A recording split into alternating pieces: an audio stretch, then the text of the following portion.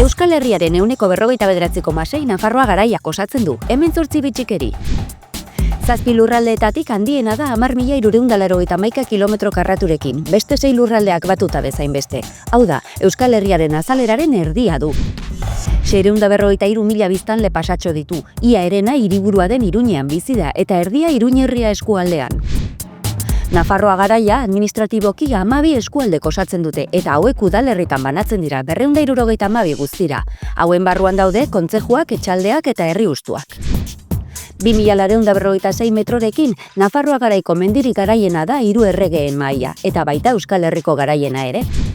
Gaztelu Berri da biztanleria dentsitate txikiena duen udalerria, baita biztanle gutxien duena ere 15 guztira. Udalerririk altuena Pirinioetan, Zangozako merindadean dago kokatua, Abaurre gaina da eta 1040 metrotan dago. Alemaniako oian beltzaren atzetik, Iratiko oiana da Europako pagadi izeidi handiena, 17.000 hektarearekin. Geografikoki Aragoin badago ere, Nafarroa garaiko udalerri eta barrendegia da Petilla, bertan jaio zen Santiago Ramón y Cajal Nobel sariduna.